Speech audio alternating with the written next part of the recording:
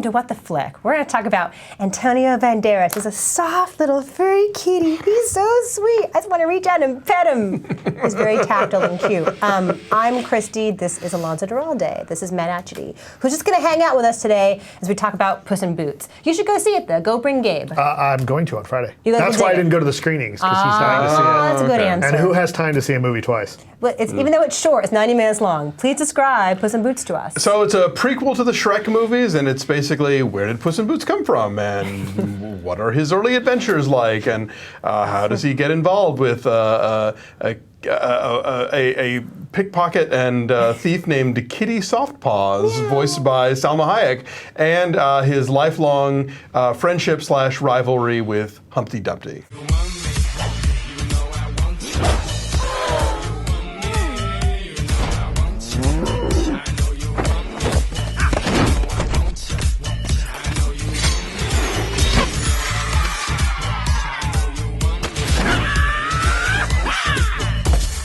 All that I need are the boots. Okay, so this is in 3D. The darkest 3D I have ever seen. You know what it is? I don't know if it was just the theater glasses. I went to. It's like there's the cool looking Ray-Ban 3D glasses, right? That's what I had. Is it what you had? Yeah. I had the big chunky ass things. Okay, those are the worst. But no, I saw it in the real 3D, the sunglasses thing, still super dark. And that might have been the theater's fault, but I'd say go see it in 2D. That's what I'm doing. Yeah. I bought tickets to the regular 2D show. Fuck 3D. But that's our mantra here. Because the Shrek movies generally looked good in 3D, but this was just super dark, and a lot of it's set at night, and it's just, Okay. So, but it's fun though. I liked the first half a lot, and then it kind of lost me. Yeah. Like, Once he gets the boots? No. They Once he's in the boots, it's no longer fun.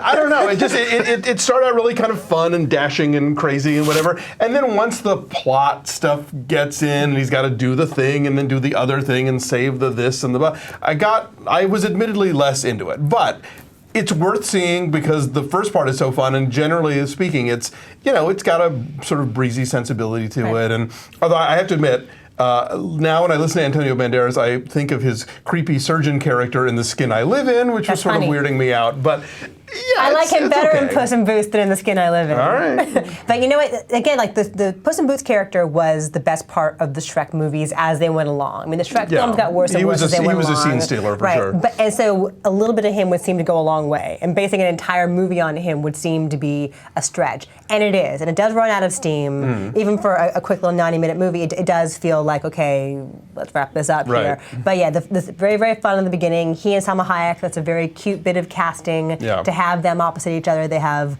a lot of chemistry and a lot of history.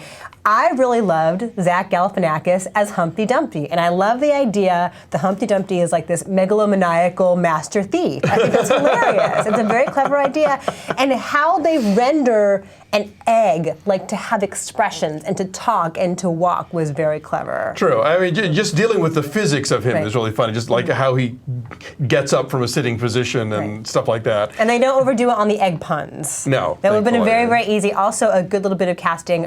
Jack and Jill is played by Billy Bob Thornton and Amy Sedaris, which I didn't realize until afterward. But they had their own little subplot, which is very funny. Yeah, and I knew I could tell it was Billy Bob. I did not know it was Amy Sedaris. So but one thing that's good about this movie, which the Shrek movies were so overdone with all the pop culture references and the Hollywood insider jokes. This is much more sort of timeless. This doesn't really have those at all. There's one very, very funny medical marijuana joke.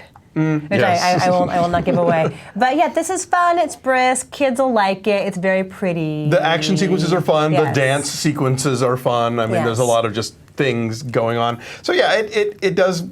It doesn't maintain the oomph of the first part, but yeah, I'd say worth seeing it, but see it in 2D. Although, you know what? The 3D seems integrated in a way that is actually germane to the storytelling versus like gimmicky flinging stuff at you. It's part of the chase sequences, it's part of the dance sequences. No, definitely. It was so dark, I think that's the way you saw it. Because I don't think it was that dark. Okay, maybe my theater did it wrong. But my glasses were super duper uncomfortable, like the really big chunky ones. Those X-Band ones? Yes, they hurt your face. Yes. I have a very tiny face. Try putting them on over another pair of glasses. That's a real treat, let me tell you. So what are our numbers? I'll say 7.